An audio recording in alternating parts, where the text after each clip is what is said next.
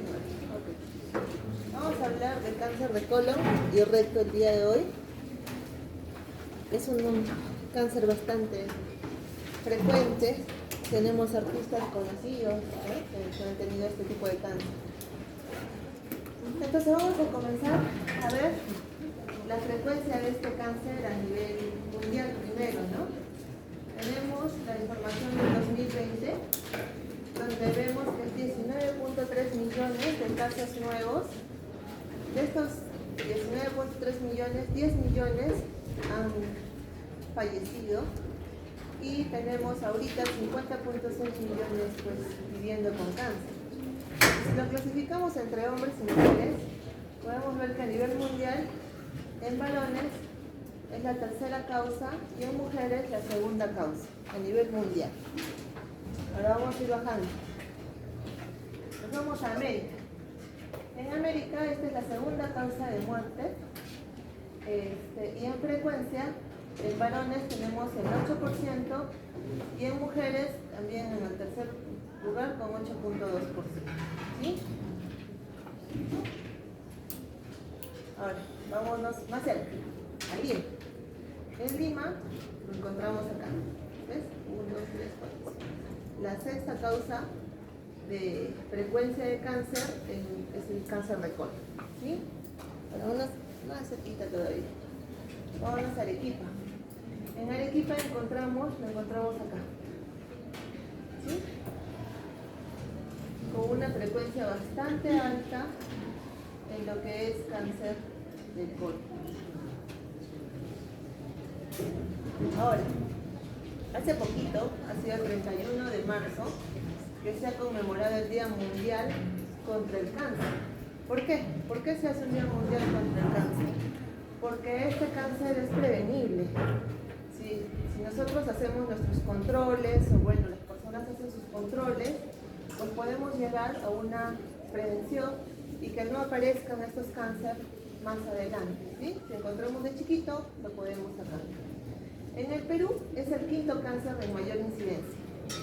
En el último reporte del Globocam que hemos encontrado en el 2020, la prevalencia de esta enfermedad es de 11.4 por cada 100.000 habitantes. ¿Ya? Y de estos,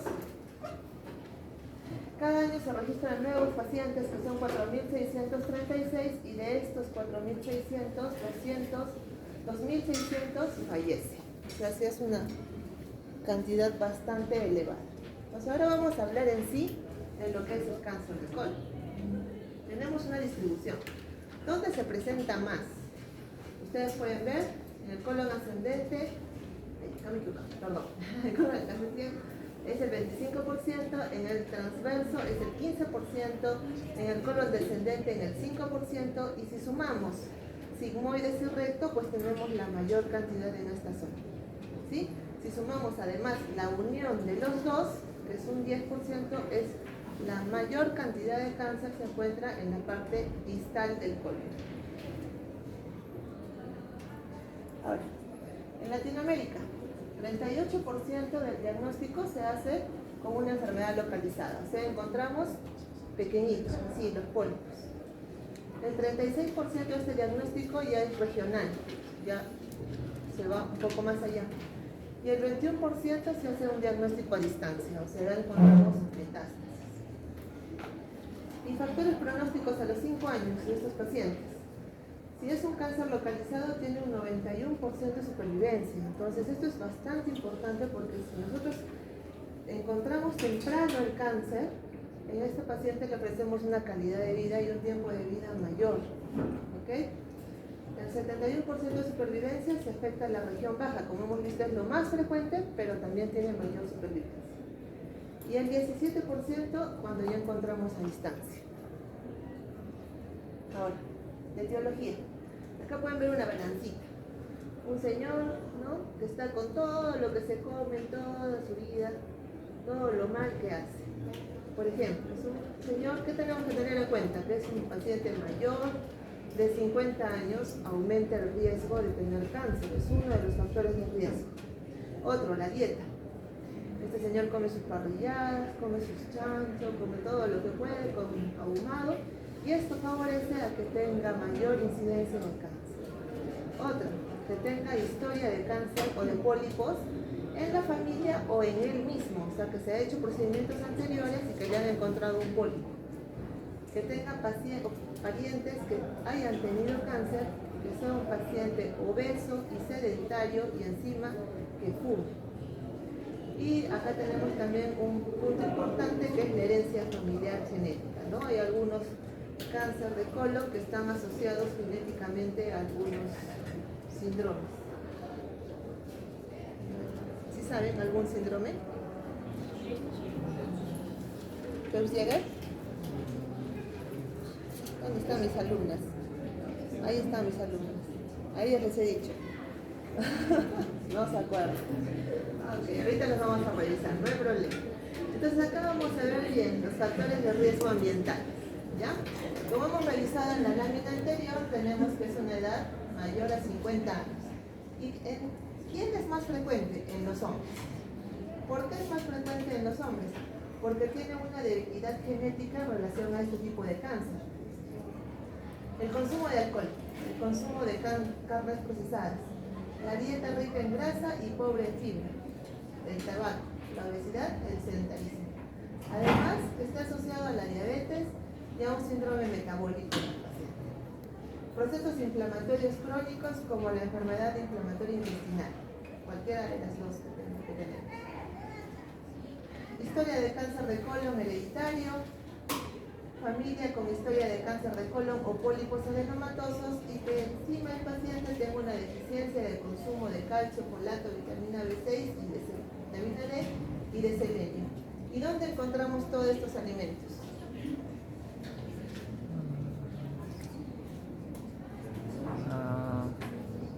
¿No? En el pescado, chicos. Despierten.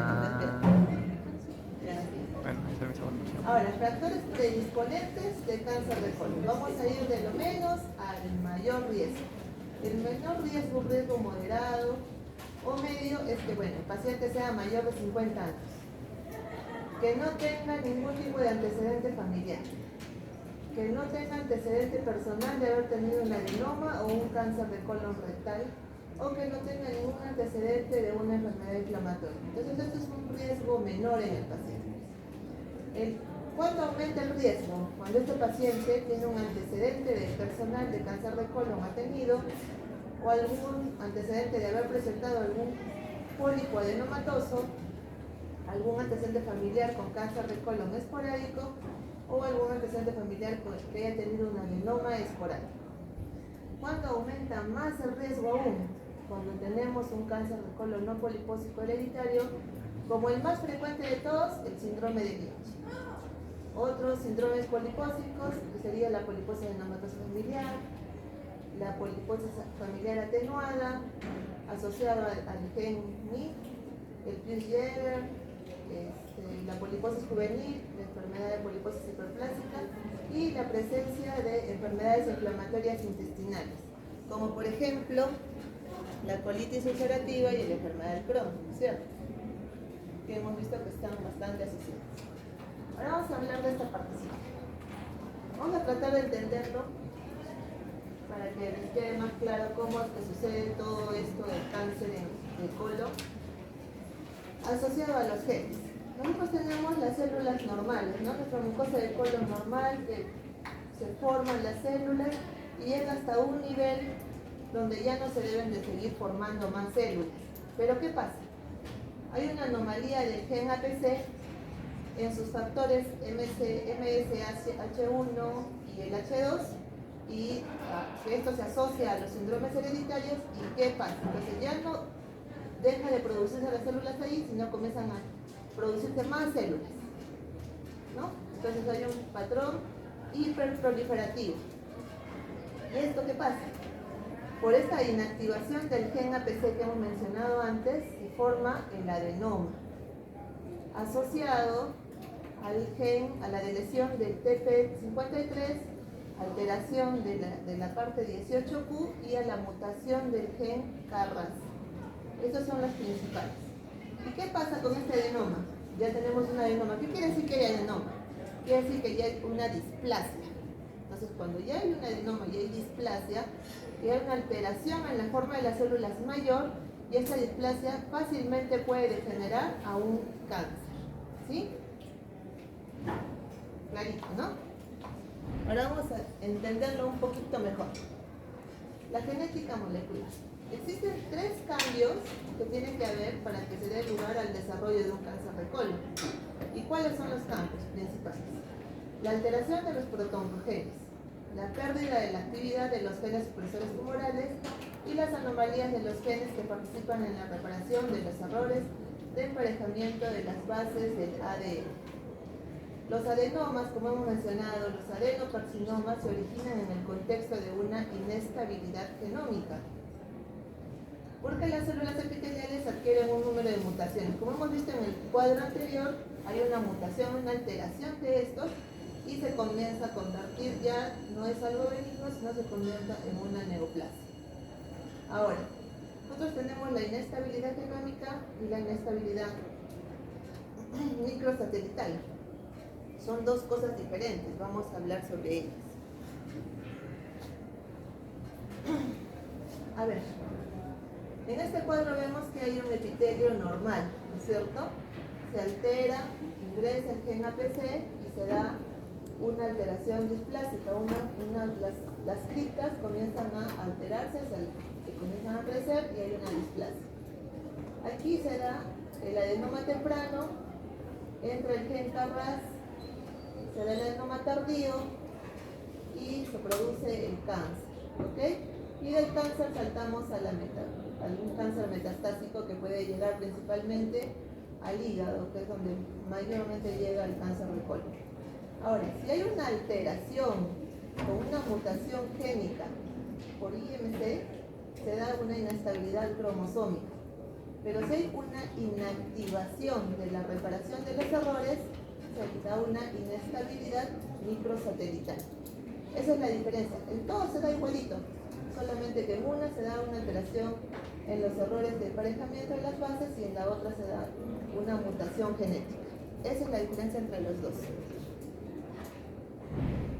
Ahora, vamos a hablar de cada uno de los genes que se presentan no solamente en este cáncer, sino en varios cánceres, pero vamos a conocer un poquito más de lo que pasa en el cáncer de colon. El gen KRAS, ¿qué es? Es un proto-oncogen, ¿ok? ¿Y qué pasa? Hay una mutación en el codón 12 o 13, principalmente en el 12, que favorece un crecimiento tumoral. Esto pasa en el 68% de los adenomas colorectales y del 40 al 65 en el cáncer colorectal. ¿Sí? Ahora, vamos a ir. Después el APC. ¿Qué es el APC? Es un gen que da un supresor tumoral. ¿Ok? Es un supresor tumoral, es el portero, regula la proliferación del epitelio colónico. Este se asocia a la beta-catenina y a la destrucción.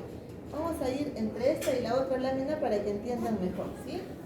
Entonces, hemos visto que acá el epitelio normal, el gen APC, hemos entendido que es un gen supresor tumoral que es el portero, ¿no? Acá está cuidando. Pero cuando se altera, se comienza a dar el epitelio hiperproliferativo. Comienza a crecer y se produce la displasia, con una alteración y metilación precoz de las células, ¿ok? Y de ahí entra el gen KRAS que hemos mencionado antes, que se da en su mutación en el codón 12 y 13, y se altera todo, comienza toda la alteración que hemos visto antes, y se presenta ahí el adenoma intermedio. Y de ahí, ¿quién actúa? El gen DCC. ¿Y qué hace el gen DCC? Es un supresor tumoral que afecta el 70% de los cánceres y que provoca las enfermedades avanzadas. ¿Ya? Está en duda. Se piensa que es un supresor tumoral, pero todavía no está muy claro esto. ¿Y qué cromosoma afecta? El cromosoma 18. Entonces, vemos acá, se altera el gen DCC, es parte del cromosoma 18, y se produce el adenoma tardío, ¿no es cierto? Y de acá se convierte en maligno. Cuando se altera el gen P53. Entonces, ¿quién es el P53? Se dice que es el guardián del genoma. ¿Qué función tiene? Detener la fase G1 del ciclo celular y facilita la reparación, que haya una adecuada apoptosis, pero como no se da este gen, se altera, se convierte lo que ha crecido en un adenoma tardío que todavía es displásico, podría considerarse algo todavía benigno, se convierte en un carcinoma, se convierte en un cáncer. Y de ahí fácilmente pues, puede avanzar y convertirse y llegar a una metástasis. ¿Sí? Ahora sí está más claro. Entonces, ahora vamos a hablar de los síndromes genéticamente asociados al cáncer de colon. Tenemos principalmente estos síndromes. ¿Sí? ¿Cuál es el más conocido, el más frecuente, el que más se ve? El síndrome de Lynch. Todos los síndromes son autosómicos dominantes, todos los que tenemos acá presentes. ¿Sí? El síndrome de Lynch tiene un riesgo de 50 a 80% de crear un cáncer de colon. ¿Y cuándo se presenta y cuándo hay mayor riesgo en el paciente? A los 40 años. Entonces, cuando tenemos un paciente con un síndrome de Lynch, tenemos que tener mucho cuidado. ¿Por qué? Porque puede tener en esta edad. ¿Y qué parte es la que más afecta el síndrome de Lynch cuando es un cáncer de colon? La localización principal es derecha, en el 70% de los casos. ¿Sí? ¿Y qué gen se muta? El gen MMR, que es el mismatch tropeo. Después el otro tenemos la poliposis adenomatosa familiar, que también es autosómica dominante. Esta es mucho más agresiva, ¿sí?, para producir un cáncer de colon. La edad promedio es, miren, bastante joven, 20 años. A los 20 años ya un paciente ya puede presentar un cáncer de colon por eso. ¿Y qué es lo que pasa acá? El paciente presenta muchos, cientos de pólipos en todo el colon, ¿no? En todo el margen colónico tiene cientos de pólipos, entonces cualquiera de ellos tiene riesgo de convertirse en algo malo y por eso es que tenemos un mayor riesgo de presentar un cáncer de colon en estos pacientes. Otro, no tan frecuente, pero sí bastante estudiado, es el Creutzfeldt-Jakob, también autosómico dominante. Acá estos pólipos son de origen amartomatosos, ¿ok? Igual que en la poliposis juvenil, los dos son de tipo amartomatoso. En el Creutzfeldt-Jakob tenemos la alteración del gen STK11 y en la poliposis juvenil la mutación del gen SMA D4 y del gen PR1A. ¿Okay? El otro que tenemos es el síndrome de Cowden, que es autosómico, pero no presenta mucho en realidad cáncer, y la presentación es en un paciente adulto mayor, ¿no? Muy bien. Ahora vamos a hablar del más conocido, que es el síndrome de Lynch. Como hemos dicho, tiene un trastorno hereditario, ¿cierto? Autosómico dominante. El 80% son causados por una mutación germinal. El 6%, se supone que son el 6% de los adenomas colónicos, ¿ya? Y principalmente afectan el colon proximal. Entonces, ahora, para poder llegar a estos diagnósticos tenemos que tener unos criterios. Antes se usaba el criterio de Ámsterdam 1, después se llegó al criterio de Ámsterdam 2, donde se vio, básicamente es lo mismo, solamente que se especifica algunos puntos sobre el cáncer de otras localizaciones. Acá es la regla de 3, 2, 1, 1, para poder acordarnos, ¿no? 3 o más familiares afectados, 2 o más generaciones afectadas, 1 o más familias afectadas y exclusión de que no tenga una adenomatosis familiar. O sea, estamos hablando de otro tipo de síndrome. Ahora, también hay otro criterio que también se usa, que es el criterio de Batesta, pero el que más usamos es el de Amsterdam. Vamos a hablar de cómo inician los cánceres. Todo inicia desde lo chiquito hacia lo grande, ¿no es cierto? Entonces, de cómo inicia con un pólipo, como lo ven aquí, que puede ser así tan notorio como lo ven acá o puede ser más planito. Entonces, ¿qué es un pólipo? ¿No? Es un tumor circunscrito que protruye hacia la luz. Pueden ser pediculados, planos, sésiles, de diferente presentación. Los pólipos pueden ser de tres tipos, ¿ya? Histológicamente de estos tres tipos. Los adenomatosos son los más frecuentes, los que más encontramos. Y estos adenomatosos son de proliferación no invasiva en sus células epiteliales. Y dentro de los adenomatosos tenemos tipos, que son los tubulares, los tubulovellosos y los vellosos. Los más frecuentes, los tubulares o adenomatosos, y estos son los que son más glandulares. ¿Sí? Estos pólipos adenomatosos tienen una capacidad neoplásica cuando llegan a un grado de displasia. Esta displasia puede ser de alto grado o de bajo grado. La que es la más maligna es la de alto grado, la que se considera ya un cáncer localizado. Ahora, los pólipos cerrados, como su nombre lo dice, ¿no? Son como una sierra, como los dientes de la sierra, sí, son pólipos cerrados. Y los amartomatosos tienen una proliferación de células maduras y, bueno, como hemos mencionado antes, está en los dos síndromes, ¿no? La poliposis juvenil y el síndrome de Pierre. Entonces, como hemos mencionado, pueden ser pediculado, sésil y plano. ¿Ok? Pediculado es como un honguito, sésil como un sombrerito y plano pues no. Esto va de acuerdo al tamaño. Si tu pólipo es más grande, tiene mayor riesgo de malignidad. Cuando son pólipos mayor de 2 centímetros, tiene mayor riesgo de convertirse en un cáncer. ¿Ok?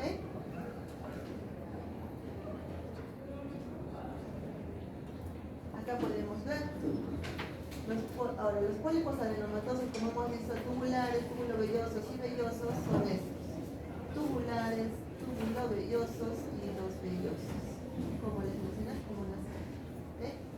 Estos pólipos pueden convertirse y ser displásicos. Si la displasia es de alto grado, sería un carcinoma in situ. ¿Y qué pasa, no? Así tenemos un pólipo que ha crecido, la parte maligna se va infiltrando y llega y se convierte en cáncer. Ahora, entre un pediculado y un plano o un sésil, ¿cuál es más fácil que se pueda malignizar? El plano o el sésil. ¿Por qué? Porque el pediculado tiene que, para llegar hacia la base, más espacio, ¿no es cierto? Ahora, vamos a hablar de la patología. El 90% corresponde a un adenocarcinoma. Hay una variante intestinal y según su componente glandular puede ser bien diferenciado, moderadamente diferenciado, pobremente diferenciado. El pobremente diferenciado es el cáncer más agresivo. ¿Okay? El adenocarcinoma mucinoso está presente en el 5% de las neoplasias. El medular, que es la presentación en anillo de sello, y el adeno escamoso, el anillo de sello es el más frecuente, ¿no? 50%. Y ahora, cuando no hay diferencia glandular, ¿qué puede ser? Un carcinoma epidermoide, un neuroendocrino, como el que ven acá. Este es un tumor neuroendocrino, ¿no? Fácilmente se les puede pasar. Si está mal preparado el paciente, se puede pasar. Y un carcinoma indiferenciado. Ahora, subtipos morfológicos. En el colon derecho y en el colon izquierdo. Ya hemos hablado de lo que es una inestabilidad microsatelital y lo que es la inestabilidad cromosomal, ¿no es cierto? En el colon derecho es más frecuente la inestabilidad microsatelital y en el izquierdo la inestabilidad cromosomal, ¿ok? Entonces, en el colon derecho es una variante mucinosa, medular, en anillo de sello, frecuente los pólipos cerrados como una lesión precursora. En este lado encontramos más de este tipo. Y en el colon izquierdo, ¿qué encontramos? Una variante clásica intestinal, que es el adenocarcinoma, que es lo más frecuente, y los pólipos adenomatosos. ¿Ok? Esto es importante. Y en este lado hay.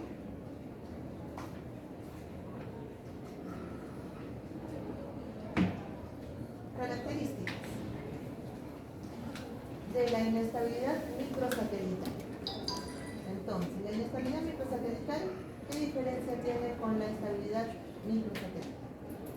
La inestabilidad es bien o poco diferenciada y la otra es una moderadamente diferenciada. En la inestabilidad hay un fenotipo mucinoso. El fenotipo es en células de anillo, como hemos mencionado.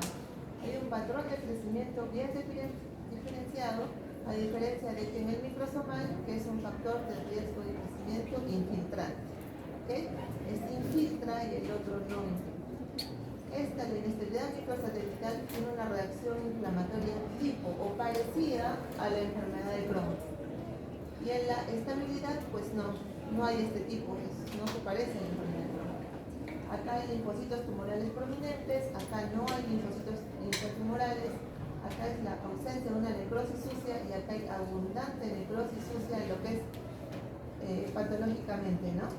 Acá hay lesiones precursoras cerradas y es más frecuente en el colon derecho. ¿Qué va a presentar nuestro pacientito? ¿Cómo lo vamos a diagnosticar? Acá pueden ver bien clarito cuáles son los síntomas, ¿no? Diarrea, estreñimiento, gases, cólicos, dolor y principalmente la sangre puede estar en las heces, bañando las heces o dentro de las heces ocultas, ¿no? Entonces, sabemos que estos pólipos pues no van a crecer de la noche para la mañana, tienen un tiempo y al crecer más o menos se demoran entre 5 a 10 años.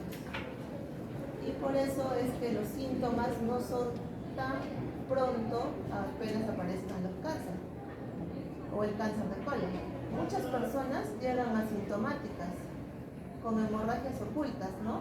No sabemos qué tienen, pero están perdiendo sangre, tienen anemia y una de las causas puede ser que tiene algún pólipo por ahí que está sangrando.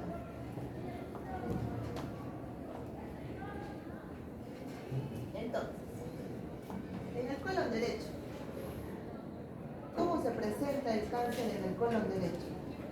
Normalmente son grandes, ¿sí? Son lesiones grandes que estenosan la luz. Puede asociarse a hemorragias crónicas porque hay una pérdida constante. Entonces el paciente va a presentar una anemia. ¿Y qué tipo de anemia? Principalmente una hipocrómica microcítica. ¿Y qué va a presentar? Va a presentar fatiga, angina, sensación de falta de aire y todo eso. Y si es que el cáncer está en esta zona como en esta imagen, ¿no? Puede presentar una obstrucción de la misma. Si el colon está en el lado derecho, ¿no? Suele ser estrecho, así como vemos por acá. Estrecha la luz. Por eso es que cambia la forma de la deposición. La forma de la deposición acintada, que se dice, ¿no? Ok, en el derecho suele estar estrecho, es circunferencial, el dolor es tipo cólico, hay distensión, puede haber vómitos porque puede haber obstrucciones también. Hay un cambio en la forma de la evacuación, puede ser acintada, puede haber diarrea o puede haber estreñimiento. Y principalmente la hematoquesia. En el recto, en la parte más distal, ¿qué hay? Hay una obstrucción, hay un estreñimiento o diarrea, puede haber tenesmo. Y acá principalmente lo que vamos a encontrar es la rectorragia. ¿Ok?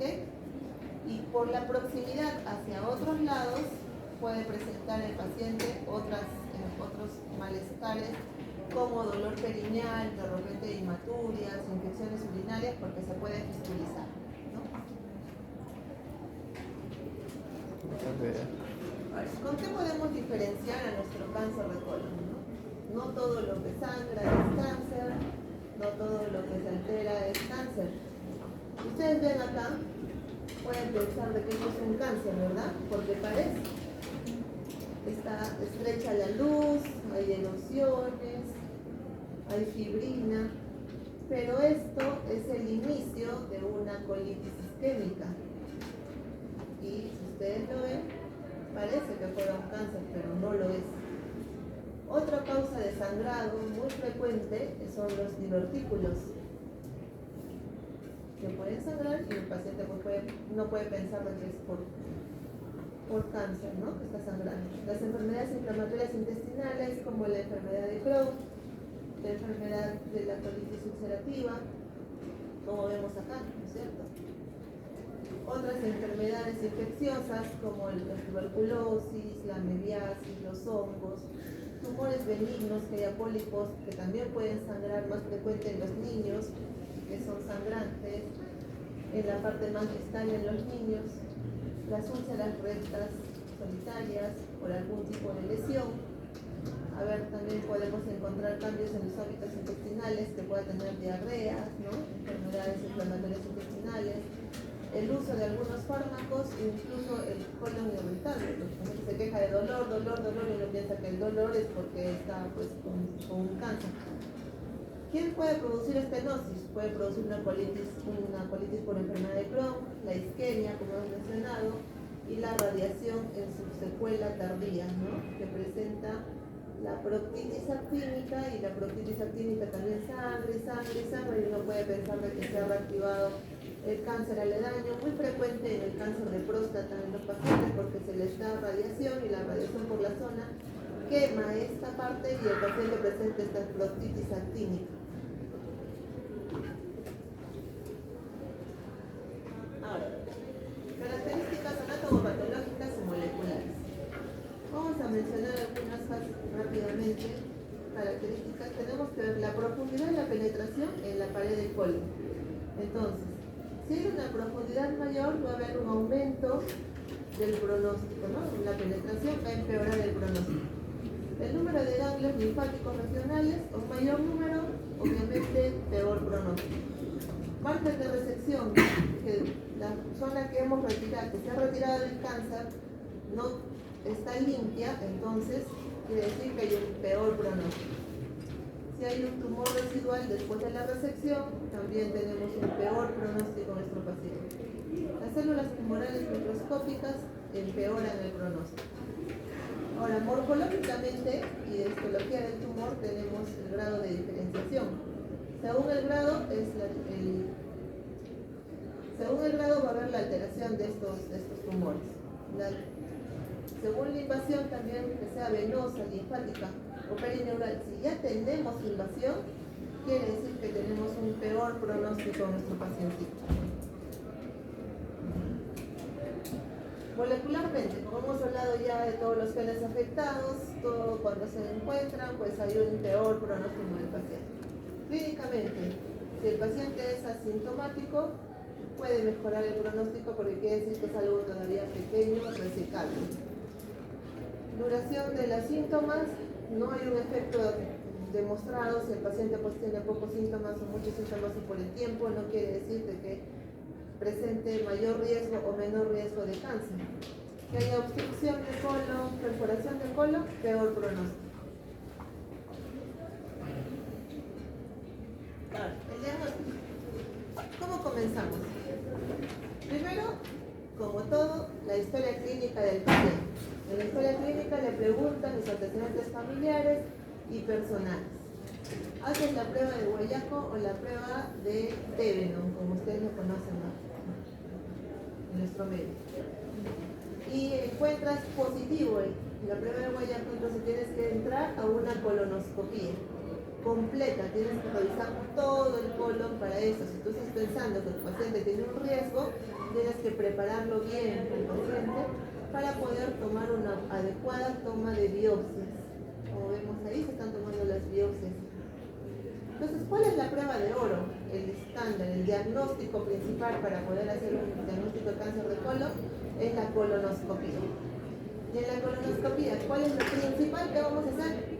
Tomar las biopsias para llegar a un examen histológico y poder ver qué tipo de cáncer es, si se amerita hacerle más estudios a esta prueba y de acuerdo a ello poder ofrecerle un tratamiento a nuestro paciente, según el tipo de cáncer. Ahora, ¿qué otras pruebas nos pueden ayudar, o más que nada como para ver el pronóstico o para ver si es que hay para ver la metástasis y estabilizar a nuestro paciente? Podemos usar las tomografías, ¿cierto? Como podemos ver aquí, hay engrosamiento, acá hay un engrosamiento de la mucosa, y esto es lo que se encontró al hacer la colonoscopia en el paciente. ¿Okay? En el otro lado, acá, se ve como acintado, como un estrecho de la luz. ¿Okay?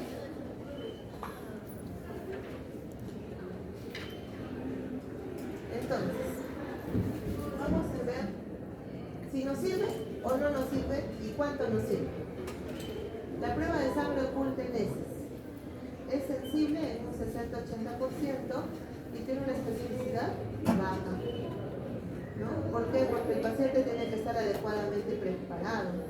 ¿Y cómo se prepara? Tiene que hacer una dieta, y muchas veces el paciente no se le informa sobre eso, no hace una adecuada dieta y obviamente va a salir positivo. Entonces no quiere decir que sea positivo que tenga cáncer. ¿Okay?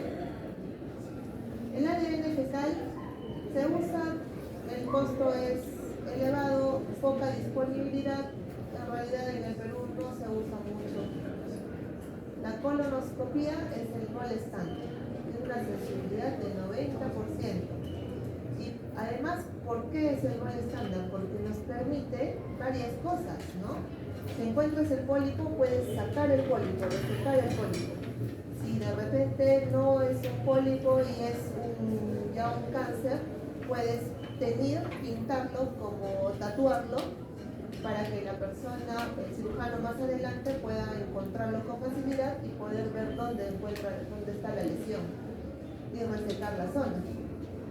¿Okay? La otra es la colonoscopia virtual, que se usa, es buena, pero lo malo es que si encuentras una lesión, solamente vas a ver una lesión si es que es más grandecita. No, si encuentras una lesión pequeñita no la vas a ver mucho. Y si encuentras la lesión, igualito tienes que llegar a una colonoscopia, porque tienes que tomar la biopsia para ver si es que esa lesión es benigna o es maligna. Entonces, ahora vamos a ver sobre el tamizaje de. Aquí en este cuadrito se puede entender claramente cuándo es T, cuándo es N y cuándo hay metástasis. T1 que llega hasta la submuscular. T2 ya infiltra un poquito más. T3 atraviesa la capa muscular. ¿Ok? N1 que ya están los gangliositos localizados. Y N2 los ganglios a distancia y bueno, la metástasis ya porque se encuentra en otro lugar, ¿no? Entonces, aquí no se ve mucho, pero está chiquitito, pero acá está el pólipo. No sé si lo logran ver, pero acá está el polipito. Este polipito es un pólipo in situ, ¿ok? Localizado. Acá está. ¿Sí? Entonces, obviamente, como no ha pasado ninguna de las capas, todavía es localizado, se considera un estadio 0. ¿A cuál es un estadio 1? Cuando nuestro pólipo ya sobrepasa las capas hasta la submuscular, pero todavía no tenemos ni ganglios ni metástasis, solamente es en la zona de la mucosa. ¿Sí? Es este 1. Estadio 2A.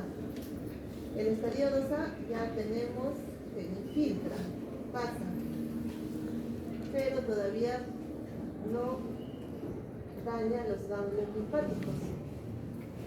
El estadio 2B ya está pasando y llega hacia la parte de los vasos sanguíneos. Y el estadio 2C ya hay una proliferación mayor. Puede llegar a otros órganos aledaños, ¿sí? Como vemos acá. Puede pasarse a otros órganos.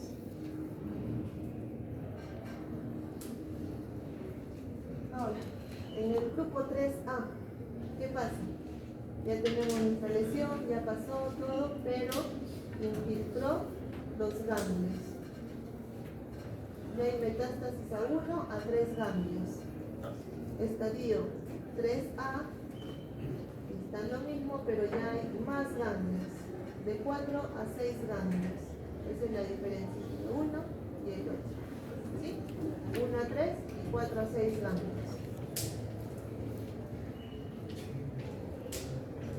En el 3B tenemos una metástasis de 1 a 3 ganglios, pero la es mayor.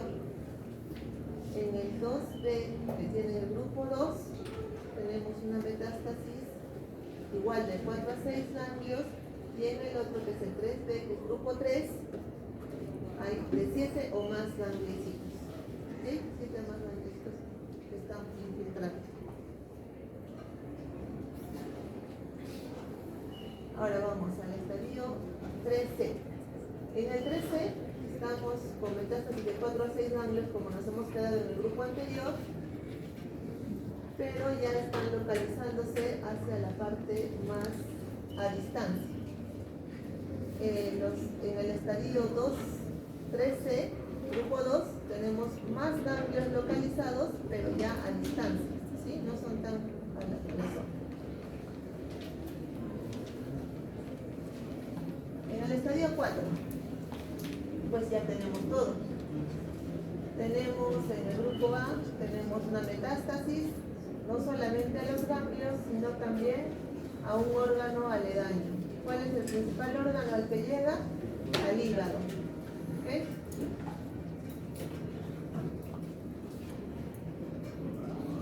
Ahora, el tratamiento. ¿Cuándo es un tumor resecable y cuándo es irresecable?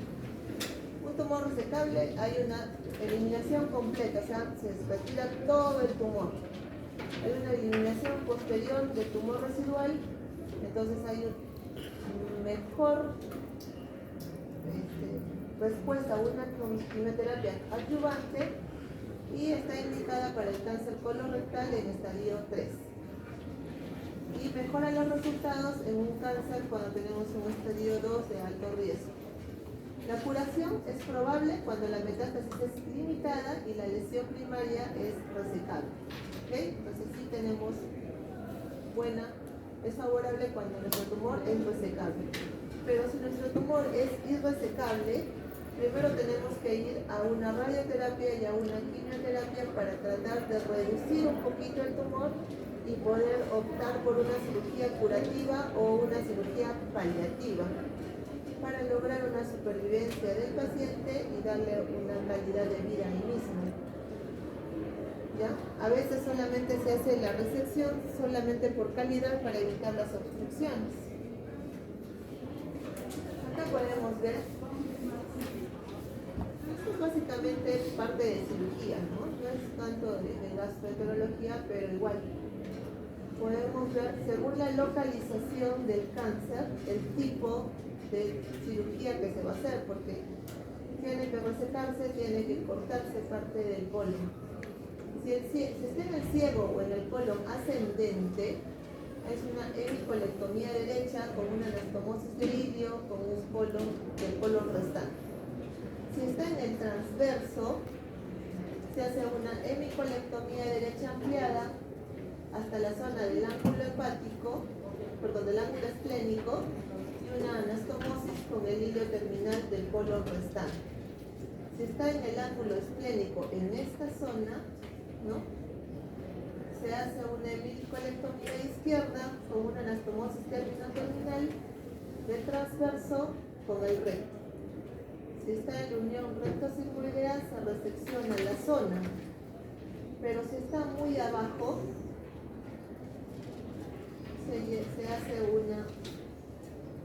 se corta la zona y se hace una colectomía para retirar toda la lesión.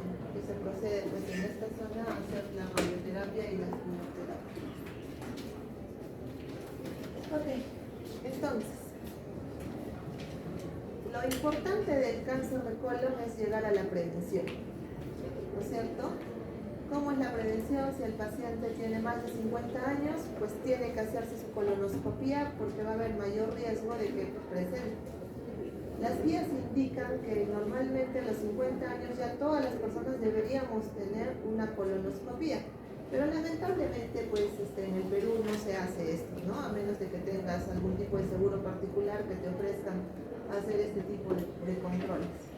Últimamente se está haciendo estudios de Tevenon a nivel de puestos de salud, lo cual favorece porque los pacientes, pues como sale positivo, pues vienen al hospital para poderles hacer sus procedimientos de colonoscopía y así salir del riesgo de que pueda ser un cáncer o no, ¿sí? Entonces, si nosotros entramos a hacer la colonoscopía y encontramos que tenemos un pólipo en el recto o en el colon, ¿qué tenemos que hacer? Idealmente, sacar todo el pólipo, ¿ya? Pero si no es posible, porque de repente es un pólipo grande, ¿no? Un pólipo que no se puede resecar ni por una polipectomía ni por una disección submucosa, entonces ya lo tienes que derivar al cirujano para que haga el corte de la zona, como hemos mencionado en la diapositiva anterior. Pero si la pudiste sacar, hiciste una colonoscopía de calidad, o sea que has revisado bien todo el colon con una adecuada preparación, y encuentras que tienes su adenoma, entonces lo catalogas. Si es más de 5 adenomas o al menos de 1 a 2 centímetros, tienes que hacerle una colonoscopía cada año a tu paciente. Cada año lo citas y le haces una colonoscopia. Pero si tú le has encontrado un adenoma, o sea que es un pólipo displásico, que son de 3 a 4 adenomas, o que tienen menos de 1 centímetro o de 2 centímetros, o que tiene una displasia de alto grado, o que dentro de esa displasia además tenga un componente velloso, si es que sí, le haces cada 3 años. Y si es que no, ya lo pasas a cada 5 a 10 años, porque como hemos mencionado hace un momento, ¿en cuánto tiempo crece un pólipo? Entre 5 y 10 años. ¿Entre cuánto tiempo se maligniza un pólipo, un cáncer, de un pólipo a un cáncer? Entre 5 a 10 años. Entonces, ese es el periodo que tú tienes para volverle a hacer la colonoscopia control a tu paciente y ver que estos pólipos no fueron malignos. Ahora, si tu pólipo es adenomatoso y encontraste más de 10, ¿no? Que son adenomas o cerrados, como hemos mencionado antes, o 5 pólipos cerrados que están localizados en la parte del sigmoides, o pólipos sésiles planos mayores de 2 centímetros, o que son con un foco, además de adenocarcinoma, te informa como focos de adenocarcinoma. Por todo esto, ya lo tienes que pasar de frente al digestivo, o sea, al cirujano oncológico para que le haga el tratamiento de resección al paciente. Pero si tú encontraste tu pólipo que es cerrado, ¿no? No es un pólipo, es un pólipo pequeño, de más de 1 centímetro, no es tan grande, hay focos de displasia, pero no son tan grandes, y este pólipo es el colon proximal, le haces una colonoscopia control cada 3 años. Obviamente antes has resecado el pólipo, ¿no? Has sacado el pólipo, de cualquier forma, haciendo una polipectomía, una disección submucosa, como se vea mejor de acuerdo al tamaño, ya lo has sacado, entonces ya el paciente lo citas a los 3 años. Pero si no se encontraba nada de esto, lo citas a los 5 años. ¿Ok? Entonces, esta es la prevención que tenemos que hacer en los pacientes que se encuentran con pólipos adenomatosos o cerrados en su colonoscopía. Entonces ahí cuando preguntan, ¿cada cuánto hay que hacerle entonces la colonoscopía a mi paciente? Si el paciente no tiene pólipos, se lo haces cada 5 a 10 años. Pero si tu paciente ya tiene riesgo, como hemos mencionado antes, no tiene riesgo de que presentado familiar con pólipos, el papá que ha tenido pólipos o él ha tenido pólipos anteriormente, pues le haces cada 5 a 10 años, y si además has encontrado cualquiera de estos puntos, ya lo cortas a cada 3 años o cada año, ¿sí? Entonces, la prevención es lo más importante, ¿no? Porque si nosotros prevenimos, pues obviamente no van a pasar las cosas, no van a pasar los daños. Tenemos una prevención primaria y una prevención secundaria. La prevención primaria es, ver, si tu paciente tiene riesgos, pues tienes que mandarlo a hacer una colonoscopía. Si tu paciente tiene una actividad baja, pues tienes que decirle que haga actividad, porque aumenta su riesgo. El paciente es gordito, entonces tienes que hacerlo bajar de peso y que coma más verdura, que coma más fruta, que tenga más fibra en su dieta y no tantas carnes, ¿no? Como he mencionado, nada que evite las carnes.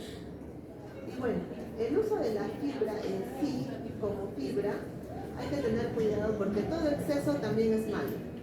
Si tú le das pura fibra al paciente, también estás alterando todo y puedes ocasionar de que genéticamente provoques algún tipo de alteración o de lesión y se provoca un cáncer. Y en la prevención secundaria, si tu paciente es un adulto mayor promedio entre 50 y 75 años, pues mándale a hacer una colonoscopia. Más allá de los 80 años, y nunca se ha hecho una colonoscopia y no es un paciente de riesgo, pues ya no lo tienes que hacer pues una colonoscopia. Se suspende si es que hay una esperanza menor de los 10 años, ¿no? Estos estudios. Y hay que identificar y hacer una resección de los pólipos. O sea, y para poder hacer esto, tienes que preparar bien a tu paciente para poder hacer el procedimiento de una colonoscopia. ¿Sí? ¿Hay preguntas hasta ahorita? ¿No? Entonces, acuérdense que todos ustedes, dentro de un poco tiempo, ya no van a ser estudiantes, sino van a ser médicos. Y al médico, muchas veces el paciente los ve como un superhéroe, como aquel que los va a salvar. Entonces, si ustedes no están adecuadamente preparados para esto, van a poner en riesgo a su paciente. ¿Ok? Así que, chicos, acuérdense que debajo de sus batas, el paciente los ve como un héroe. Y ustedes tienen que estar siempre al lado de su paciente. ¿Alguna duda? ¿Alguna otra pregunta?